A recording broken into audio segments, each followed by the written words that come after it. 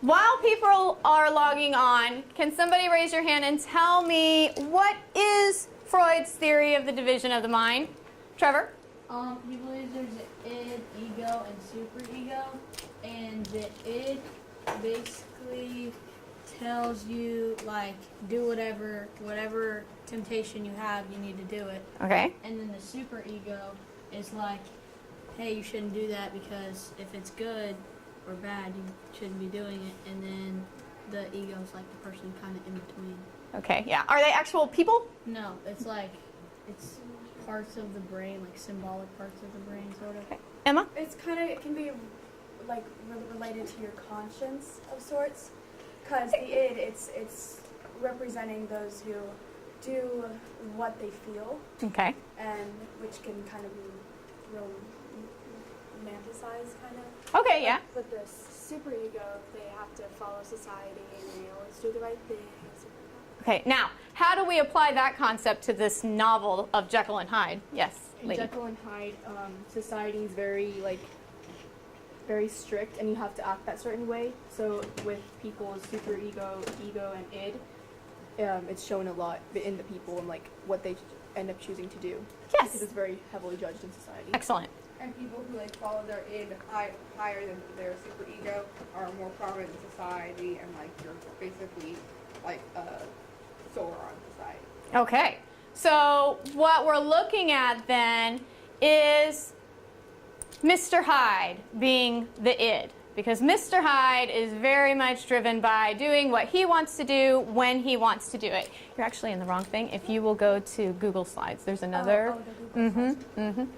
So, okay, so while people are still logging on and waiting for the computers to work and whatnot, if you have had a chance to look at those quotes, awesome, because we're going to come right back to that. But while people are still logging on, let's go over your quiz from last night so that we can make sure we're all on the same page. Is it still not working for you, Emma?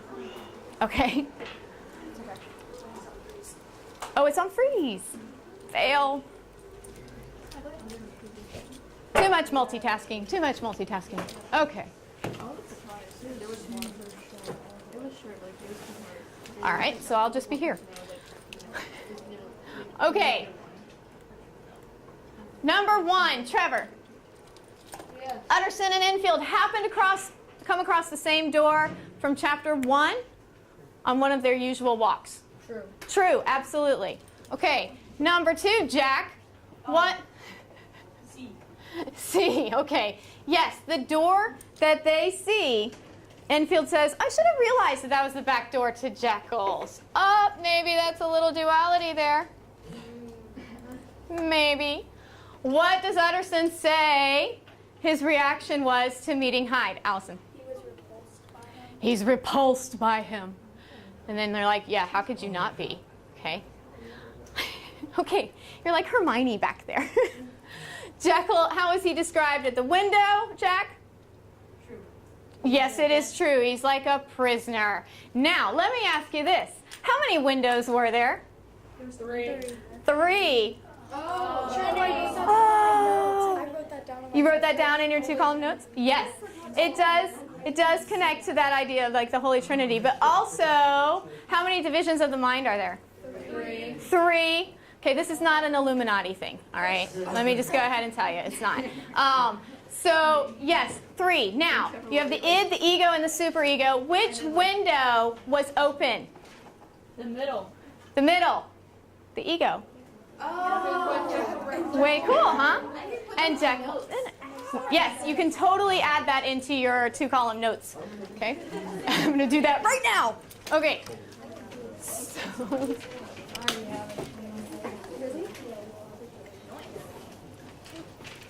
it would be today advantageous to you to have out your 2-column notes. Let me see if I can get my portable mouse working. Okay. At least one of you at the table should have out your 2-column notes. However, that's one of the tools you're going to have for reviewing for your test, for working with your essay, because we know you have to write an essay off of this. You're not going to read a novel and not write an essay. That's not how we roll in this class. So what we're going to do today and tomorrow, because this is going to take more than today, but what we're going to do over the course of the next couple of days is work together on one Google Slide presentation. And the reason we're working in Google Slide is so that we can all share it at the end, right? We're going to break you up into different sections. Everybody will have one aspect that they're working on, and then when we're finished, we'll have an entire presentation that you can then have as your notes. Okay? That's going to be useful. So have out your 2-column notes because that will help you with today's lesson as well. And let's look back at this section of quotes where hide is the id. Now, if you remember yesterday, you had like, ooh, the big swanky poster paper that you were all into. Okay, I took that home and I typed up and put that into this. So these are the quotes that you guys found as a class. Okay, who's still not logged in? We all on the same page? Yes, boogie on. Okay, so let me ask you, which one out of these 4 quotes did you think was the strongest? Bailey? I'd say the last one. You like the last one? The one that's like randomly highlighted? As an id analysis, I don't like it if it can actually happen. No. True, yes. We would not want this to actually happen. We wouldn't want a lot of things that Mr. Hyde does to actually happen. Okay, but the quote that you've pulled is, "And then came the horrible part of the thing, for the man trampled calmly over the child's body and left her screaming on the ground." How considerate, yeah. Okay, what are those key words in that particular quote that would make you think this is really strong? I could pull something out of this quote and really use it. What do you think? Yeah. Calmly. Calmly. Why is calmly important? Because he's really, like, just like really even and just refined about it, I guess. Okay, what's the word right before calmly? Trampled. Trampled. He trampled calmly some small child. Okay. How is that connecting to the id? Emma? Because if you were to like accidentally hurt someone, you'd feel bad, and your super ego would take over. But your id, you're like, well, it happened. It's cool. Yeah, one would think that as a human being you would have some sense of guilt for injuring a small child, but he does not. He tramples her calmly, and then he just keeps on going. Is there anything else in that quote that you really like? Trevor? I kind of like left her because it shows that he doesn't care. It shows that id kicking in. He's like, just going to keep walking, do my own thing. I'm not going to go help her. I don't care. Exactly, yeah. There is nothing in his brain checking, is this right or is this wrong? He's just driven by his desire, completely driven by his desire. Is there another quote in here that you really liked as well? Allison? Mr. Hyde broke out of all bounds and clubbed him. Like, he's like going outside of what is normal, like what should be normal and what's right. Yeah, absolutely. And that particular part about him breaking out of all bounds, right?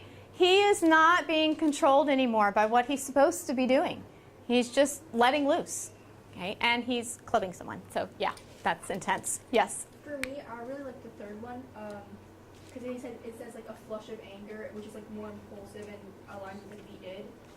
And it says that is not fitting language, and your super ego would like usually say, hey, don't say that kind of stuff, and in your mind you would say that, and it just, I don't know, it just kind of aligns with like, the thought process. Okay, I'm really glad that you brought up this third quote.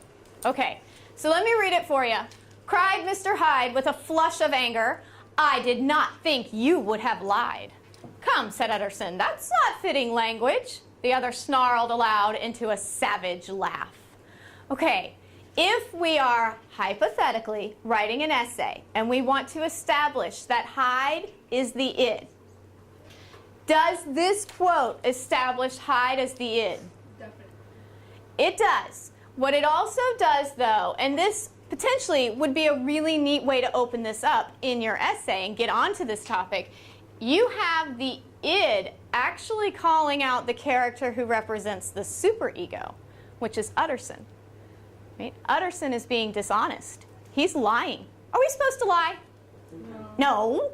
Okay, we all know that. Utterson certainly knows that, and yet he lies. And you have the id calling out the superego for not being the superego for a moment. Okay, now why that's particularly nice is because what Freud says is you're not all one thing. These are shifting, right? At some moments you rely on your id, at other moments you're the ego, and then you hopefully more often than not are the superego, right? You become a moral, like, good person who has kind of internalized those rules of society and the ethics. But every now and then we still, you know, allow our id to come out, right? So you have potentially the chance to have a conversation in your essay about how, according to Freud's theory, you're not always one thing. It's almost like, did you guys see Inside Out? Yes. Yeah, the Pixar movie. Okay, and once you get to the end of the movie, you can go into the parents' brains and you see which emotion dominates them the most, you know, so like the dad is mostly anger. It's the same kind of concept. So yeah, here's the thing, Isabella. I agree with you, I like this quote a lot. But if we were taking a paragraph to set up Hyde as the id, this one isn't necessarily your strongest, but I wouldn't throw it out because it's potentially a neat one to shift you into that conversation and taking Freud's theory a little bit further. So yes, absolutely. All right, how about this last quote that we haven't really talked about? The ill-contained impatience, yeah. It says ill-contained, so you can't contain just. Exactly, exactly. Yes? An extension of that, like the id is like, I want satisfaction now, I want immediate gratification, so like impatience just feels like it's the id. Yes, that word impatient is really important, okay? And it's the fact that he's impatient and he's barely able to contain that impatience, that's really driving home the point that he's the id. Emma? So like, although that quote addresses the id, it doesn't have enough support to go off of being the strongest quote. It would be a difficult one because we know in 8th grade the standard about quotes is it's not just any quote, it's the best quote. Right, the best possible quote or the strongest possible quote. Okay, so yes, before when you were in 6th grade, they were just happy that you used a quote. It's kind of like your transitions. They were just happy that you were using the word also. If you had however or therefore, like woohoo, go 6th grader. But now you're in 8th grade. So they're expecting a little bit more maturity in your writing, right? That's what your teacher is also expecting. It's not just this they, right? We can do it. So here's what I need you to do. Bailey, would you please, in the Google slide, highlight the key words in red, right? Like make your text, highlight is the wrong word. We want to actually change the font color to red for the key words. And then what we want to do is kind of rank them. While Bailey is doing that, I'm going to draw your attention to these key words. Let's decide here. 1, 2, 3, and 4. Let's see. Let's start with this one. You like this one as 1? The last quote is 1, and then came the horrible part where he's trampling the kid. What do you think? Hold up a finger.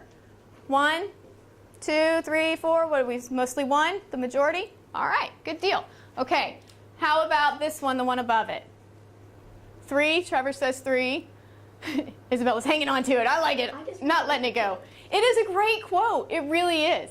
But assuming that we are setting up a paragraph for strictly identifying Hyde as the id, I worry about my writers as like kind of going off on a tangent here and it potentially leading you to a lack of organization in your writing. I do either one or that one. Yeah, but I agree with you. It's a stellar quote, okay? What do we think? 3s? 3s? Okay. So how about this one? The ill-contained impatience. 2s. 4s. Ooh. A 0? Were you giving it a 0? I don't like that one at all. Oh, okay, that's I'm indecisive. Okay, 4. Yeah, and then the clubbing him? 2. Yeah, I'd say that's an excellent ranking. I'd say that's an excellent ranking, certainly. And again, part of that deals with you as a writer. Like, what would you really tease out? Where would you focus in on it? But you want to, for the most part, be able to say, okay, here are all of my options as quotes. These are the ones that really have some meat for me to pull out and work with in my essay. Now, given all of those options, which one is going to be the strongest? Now, it may partially depend on where exactly you're taking your paper. So while you all may be writing on, a Freudian analysis, your papers aren't going to read exactly the same. And part of that is, your personal writing style and how you're developing it. So that's completely fine. Now, the reason you're in groups today is because we're going to work on this. So we've taken this one with Hyde as the id as an example. Okay? And if you go through and look at the other couple of slides, I took the quotes that you guys found in your groups yesterday and put them in here, but they're in no particular order. Okay, I just grabbed those papers as they were turned in and typed them in here. So if you are working on the ego, you're going to go ahead and do what we just did for the id, highlight the key words, put them in the appropriate order. Okay, same thing for the superego. Okay. Now, if you are in the Lombroso group, and some of you are, what I've done is I've put in like little kind of title slides within this to break up each section, and each one's a different color so you can find it easier and whatnot. But I've kind of reminded you what Lombroso's theory of the criminal man is, just to kind of refresh your memory, because the idea behind this is that you're going to have notes. Like, the whole point is that you can always go back to this and refresh your memory on it, even if it's not what you choose to write your essay on. Okay, so we're going to talk about Lombroso's theories, and then you want to find quotes. This is why I said it would be your advantage to have your 2-column notes out, because we've already talked a little bit about Lombroso and wrote some stuff down. So 1, 2, 3, 4. In your groups, you're going to find quotes, and you're going to type them in and rank them. 1, 2, 3, 4. Is that a question or a stretch, Trevor? Question. Yes. Can I use the bathroom? Absolutely, dear. Just grab the pass. Yeah. So wait, did you tell us our group? Yeah, but I'll come around and remind you if you've forgotten. That's completely fine. I mean, it's been a day. So yeah, limits of science. In order to help you with this, I've kind of reminded you, hey, focus in on this. The limits of science is that question that we always ask as a society: when are we taking science too far? At what point are we almost like playing God with science? Okay, that question we still have today, but you can see it was being asked way back in the Victorian time period. Same thing with neoclassic and romantic. Now, duality, because there's so much in there, like that is really like your biggest, most honkin' theme in this book. Okay? Because there's so much, I split it up into 2 different sections. One group is going to look at the symbolic setting. The other group is going to look at the characters. Okay? That symbolic setting, if you think about from the very first chapter, you're introduced to it, right? Utterson and Enfield are walking on a street. The street's all cute. The shops have their wares set up in coquetry, right? And then there's the door where Mr. Hyde is associated. And what's that door like? Weird. Yeah, it's a little sketchy, okay? So you have this juxtaposition of something being really cute and quaint. Yeah, I know, right? Vocab word.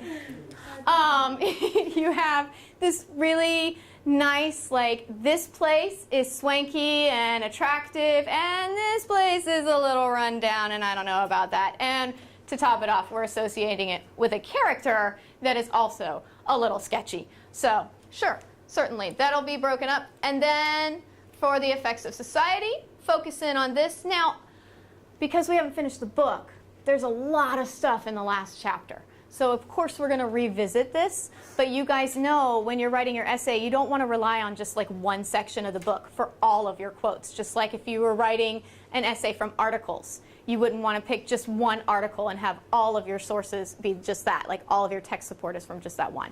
So we're going to go ahead and start laying the groundwork, and then when we finish the last one, we'll come back and revisit this activity and throw in some of those really stellar quotes from chapter 10.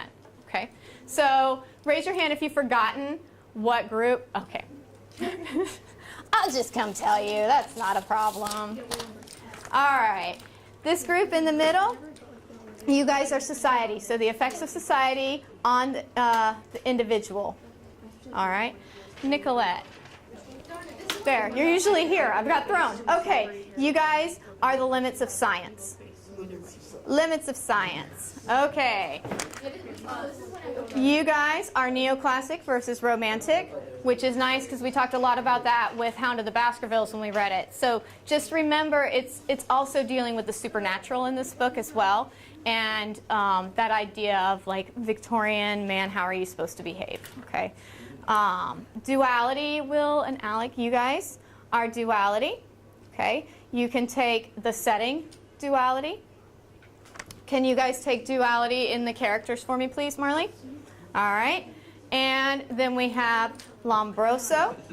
And since a lot of the work is already done for you, I want you to take the ego and the superego. Because that way, even though it's only one group, you've already got a lot.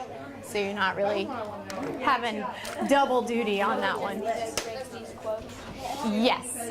So I'll put the directions for you on the board, just in case. I'll be right there, Sean. Oh, certainly, yeah. Do you know which shelf they're on? This one I never got down like until like the bell rang and we left. What was the coach? Oh, this is talking about, yeah, it actually is talking about duality. This quote is when Utterson goes to Hyde's residence after the murder, and this is his housekeeper, and she's described as having like a face smoothed by hypocrisy, but he can tell that she's really evil, but she has good manners, so there's that element of duality in her as well.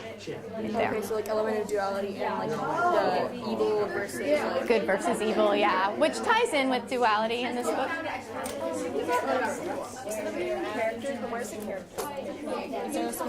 Oh, no, well, because you're doing duality, so this one you see it's symbolic setting, this one's just duality. So you're looking at anywhere else that you see that, but it was important to distinguish this symbolic setting because you have just so much, and you really need like a whole nother slide to be able to work with on that one. So yeah, Isabella and I were just talking about one that she yeah. I thought it was duality, but I wanted to make sure. Wait, is there some? Yes, Pumpkin. Is it like the fire one about hell? Because like I found like a bunch of those, but I don't think it relates. There are a lot of, sorry, my shoe's untied. There are a lot of references to fire when it comes to Hyde, and that's like connecting him with the devil. Remember, he like hisses like a snake, and he's got all those kind of qualities. So Lombroso is really focusing on what he called like atavism, which is this idea that they're not working the same way on the like scale of evolution. They actually have more primordial features in their behavior and physically, right? So that's what you're looking at, like whenever it's referring to him as like an ape, or there's a couple places where they even call him, like he says that he jumps like a monkey, that kind of simian quality. You can also look, remember we talked about the murder itself and the means with like how he went about murdering him. That's stuff that you can tie in too. So anywhere you see him being kind of primitive and connecting with an ape, yeah. Certainly, when we get to the end, we're going to come back and talk about this idea that people are born into being a criminal. Like it's not part of their environment. They're born to be that, because that's important. But well, that's what we were talking about. I mean, this theory is really like we can look at it at this point in our society and be like, I don't know about that. Yeah. The duality situation. Right. But see, this idea, like the reason why Lombroso is important is because he really started this idea of like, let's examine this and let's, really try and figure out why people are doing what they're doing and why they're behaving this way. We have the ability to look at it with all of our knowledge from the 21st century and say, I don't know about that. But it kind of like kickstarts it. So that's why it's tracking. Yeah.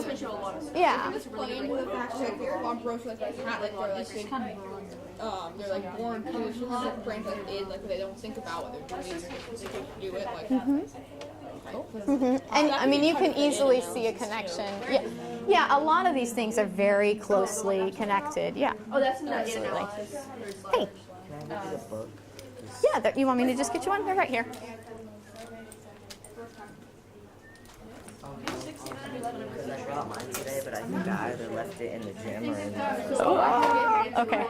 No worries. That's why I have extras. Okay, no, wait, we're not, because we want to go through and we want to highlight in red.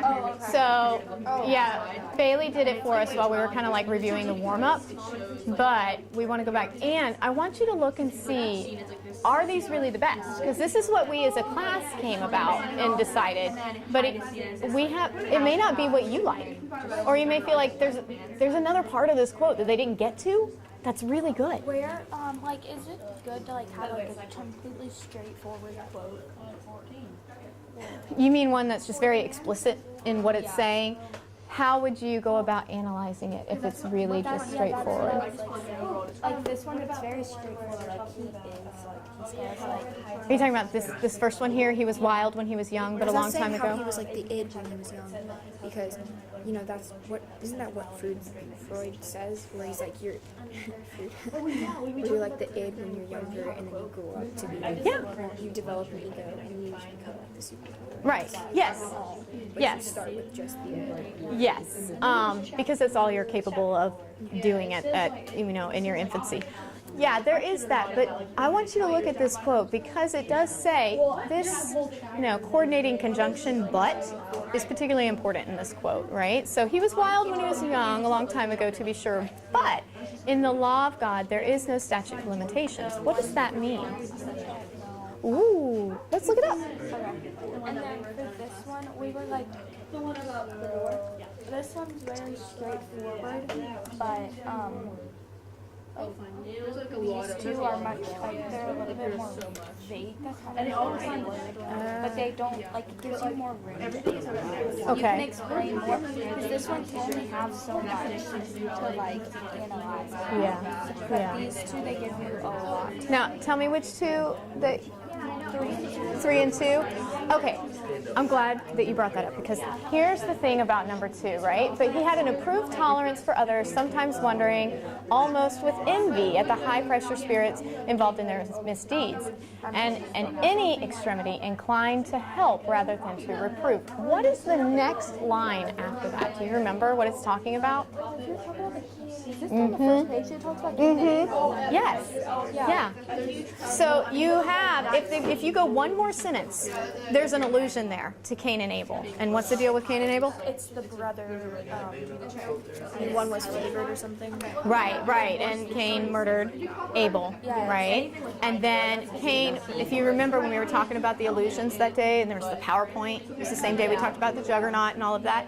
When we were talking about Cain and Abel, and we were breaking that down in terms of, the Bible as literature, what you have is Cain. Yes. You have Cain setting up the first civilization and all of those ideas of brotherhood and everything like that, and living with other people and figuring out how do you get along, how are you going to set up a rule of law, how are you going to deal with crime and all that kind of stuff. So look, if you want, you can. I sent that out through Edmodo, that PowerPoint. I get all the Bible like allusions. See what this one even represents it. Okay, hold on, because you're on the ego. Let me finish with the super ego. You're doing super ego. Yep. Yeah. We were talking about this one right here. But if you allow yourself to go just a little bit further and pull in that illusion, there's so much more that you could talk about. Should we add the illusion to it? I would, yeah, if it were me, because you have flexibility in that. After going back, it says, I let my brother go the devil in his own way. Utterson's kind of like letting Jekyll kind of go. He doesn't want him to. I kind of see that a little bit. But it's connecting to this idea. He's not judging them.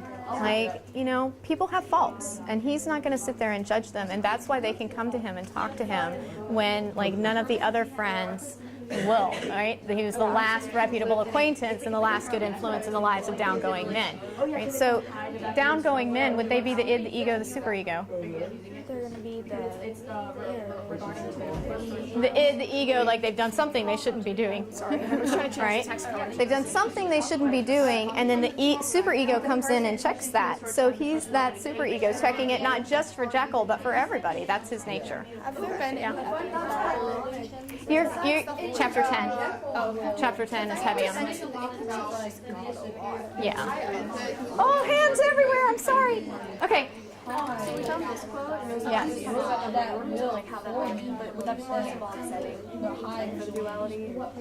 Yeah, because if you look at Hyde's residence, the outside is really not a nice neighborhood. It's pretty dingy and run down, but then inside is really well furnished. Yeah. Hey, Pumpkin. Okay. Okay. Okay, what's something? What I know. Can't find science for Yeah, and see, for you, when you get to that last chapter, you're going to be like, oh, there's so much stuff. So could something like in this be in there because it came wrong and then such unscientific? Yes, absolutely. The unscientific balderdash would be one. And then what does Lanyon say when he kind of breaks away the friendship with Jekyll? What does he say was the reason? Became too fanciful. So he's like taking science, in a direction that, Lanyon is like, that's not right. We should not be doing that. All right. And then Here, for you whatever write down reason, the for whatever reason, that hasn't completely been solidified for us at this point. But what happens to Lanyon in the long run? He dies. And he dies from like shock. Okay. Those tie together, and in your brain, like, just kind of keep them there, and then once you finish the book, you'll be like, oh, I get it, Miss Marlowe. I totally get it now. That's really good stuff.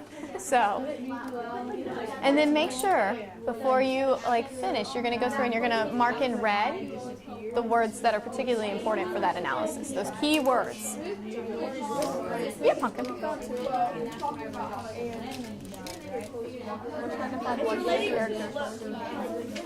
Pinpoint a spot where it says something. Can I see what you did find? Will you go to the next slide? That whenever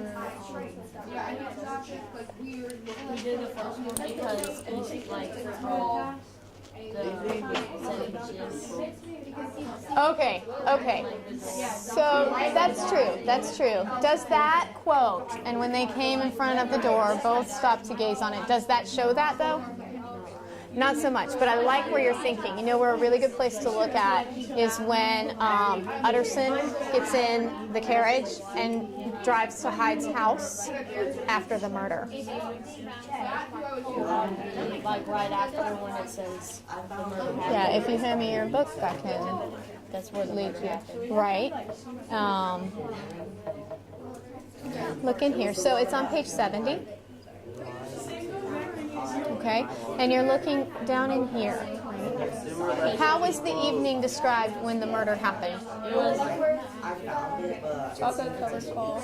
That's what it becomes. When he's murdered in the beginning, there's the full moon, it's bright, it's clear, the lady who witnesses the murder is able to see everything. Oh, okay? And then it shifts when he gets into driving towards Hyde's house. And remember we talked about the chocolate-covered pall and what a pall is. All of that. Okay, so think about, those elements of Gothic literature, that spooky, eerie kind of feeling. I would, because it's not the strong, but you're going in the right direction. So like one of the quotes, could we put like two quotes in one? So like comparing the two, because we have duality. Yes. And two quotes into one. yeah, what you would end up doing is in your essay, if you were using that as your essay, you would have to rely heavily on transitions unless they're like really close to each other. Can I see what you're doing? Let me see which one you're talking about, and then I would be able to tell you better. If it would be the use of an ellipsis or... Oh, they're like on second more pages. Oh yeah, so you would probably have to like transition, like this is stated and then later so-and-so says such and such, yada, yada, What yada. we're thinking is like whenever Sir Danvers dies and the evil Mr. Hyde is out of his life, he suddenly comes out of seclusion. But when the good in his life, Dr. Lanyon, one of the good things in his life dies, he goes back into seclusion. So Okay. He being Jekyll. Yeah, I think that's good stuff. Definitely good stuff worth taking notes on at this point, yeah. Also, we noticed that like a lot of the best quotes for duality have already been on previous slides. So are we finding all new quotes? No, not necessarily. Yeah, a lot of this stuff, kind of ties together. Especially if you're talking about, like the superego and the id. You know, so it's absolutely, all of it's fair game. Okay. All of it's fair I game. said that quote where it's like the one that I was talking about previously. The one you liked? No, because I looked at it before and I was like, so after we were talking about duality and then Trevor was talking about the id and the ego, and I was like, wait, let's look at the other side. So I looked at that one and I was like, okay, that kind of shows like the contradiction between like the duality that is highlighted because the id is calling out. Yeah, yeah. Guys, the easiest way to do this is to just find your quotes and like mark in red which part of that you would really start to pick out to analyze, and then go back and decide, okay, 1, 2, 3, 4 in the ranking. And you can have more than 4 if you want. Like if you have a couple of them that you found that you're like, no, I need to have 5. I really need to have 5. Of course you can have 5. Okay? So go through and like find your stuff first, because in order to determine the best, you have to take in the whole and see what is all possible.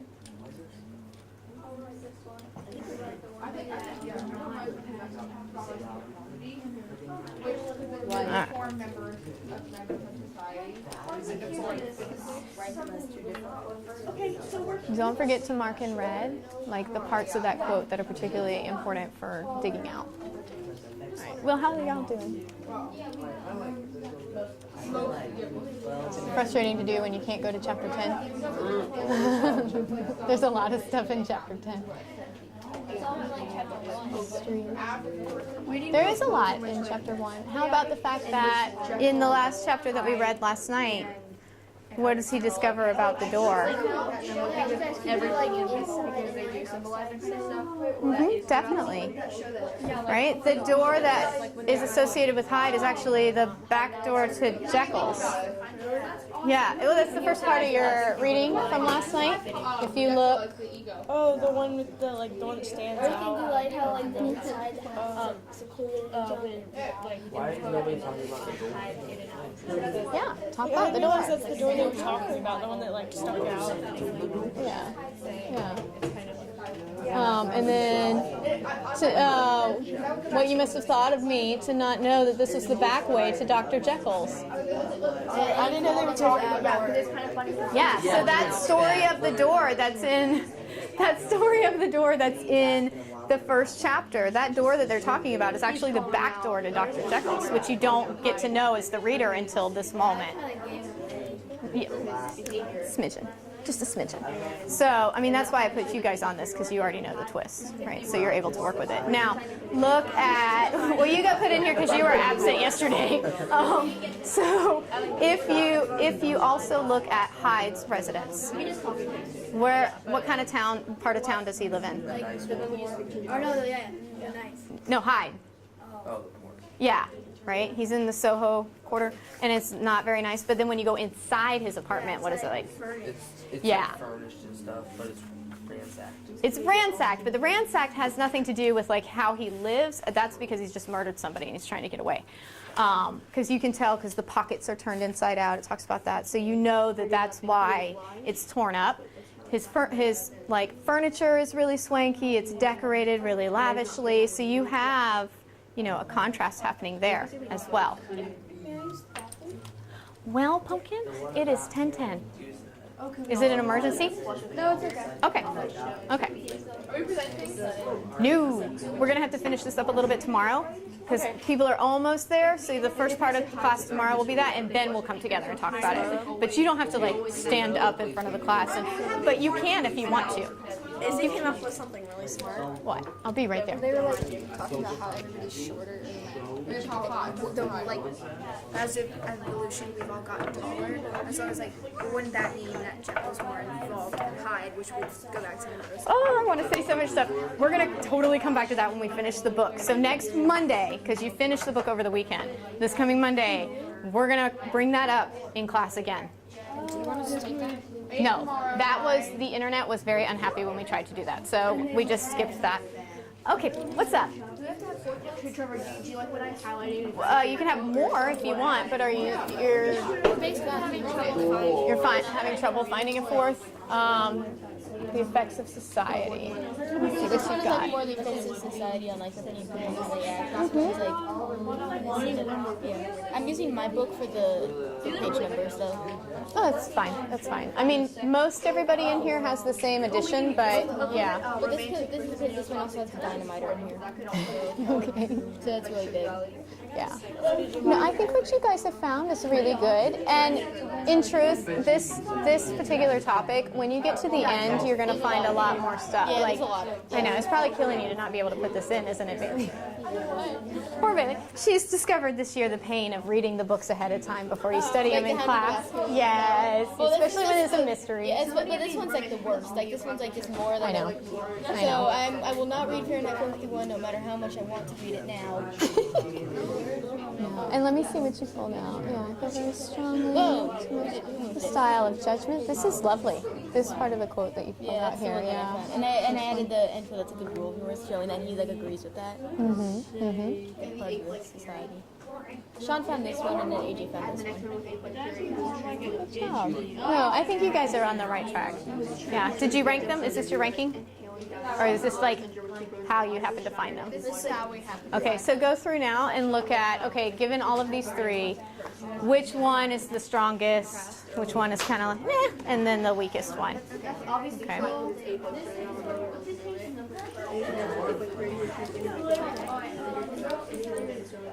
Are you starting to find stuff now?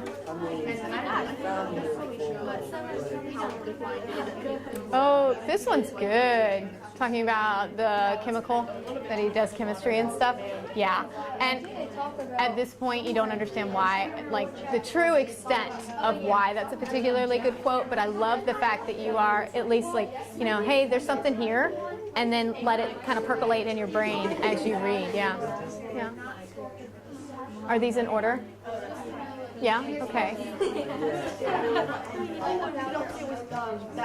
Became too fanciful for me. Yeah. This one's really nice, but again, it's kind of like the third one that you have here. It's hard to understand completely why those quotes are so great. But seriously, when you get to that last chapter, you're going to be like, oh, my mind is blown at this point.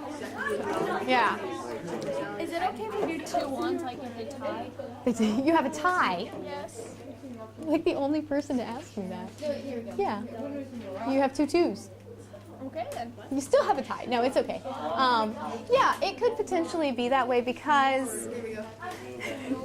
He's changing. You're supposed to go one again. No offense, AJ, your quote's really good. Yeah, no, it's okay because some of it may be like where you're taking your essay. You know, like this one would be a really good quote for this part of it. This one might be a really good quote for after you've developed something. You know. Is this going to be an essay topic, like a? All of these are potential essay topics. Yeah. I will do this one. All of I have these. some quotes now. Right, which is, I mean, that's one of the reasons why we're doing all of this and doing it together because, yeah, I mean, you're going to have a test on the book, and this stuff is on the test. So you've got a study guide right here, but you've also got groundwork for your essay.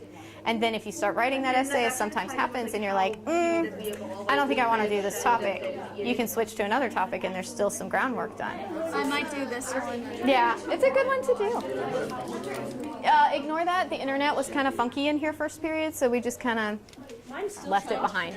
Yours is still unhappy? Yeah, it happens. It happens. You're able to function and do. Okay, are we in order? Yeah, we're all good. Did you find any new ones? Yeah, we did. You did add the King's Heresy part? Yeah. And were you able to find that PowerPoint that I sent out? If you look on Edmodo, I sent it out because that's really useful for the analysis of that. Probably. I could resend it again, though, just so that it's, you know, more current in your feed. But, yeah. You've got like 2 minutes before the bell rings. So what you might want to do before you completely shut down, though, is add any of this stuff to your 2-column notes to help you out. Yeah. I'll just resend it today. It's no problem. And then that way it'll be kind of up at the top. One thing I didn't understand about the last chapter that we read, it said the words were hardly uttered before the smile was struck out of his face, and he got terror when the window was shut. I don't understand why he got so afraid when the window slammed down. I know. You're not meant to. It's almost like a cliffhanger. Okay? I know. When you read further, you're going to understand exactly what happened there. But at this point, you're supposed to be, I mean, if you do an incredibly close reading of these first few chapters, you might have figured it out. If you know the plot twist, you'll figure it out. But the way that they act in the end too, they're like, oh my goodness, and like what just happened, and they're so taken aback. That's all important. Okay. I was just curious because I didn't understand that little paragraph. Yeah, as you continue on, it'll make a lot more sense to you. I'm typing page numbers on That's very thorough. It's very thorough. You're doing it on other pages? Pika! Pika! Okay, you have like 1-2 minutes before class is up, so you need to finish up whatever aspect you're on, like if you're marking them or putting them in order, if you're in the middle of typing in a quote, finish that up.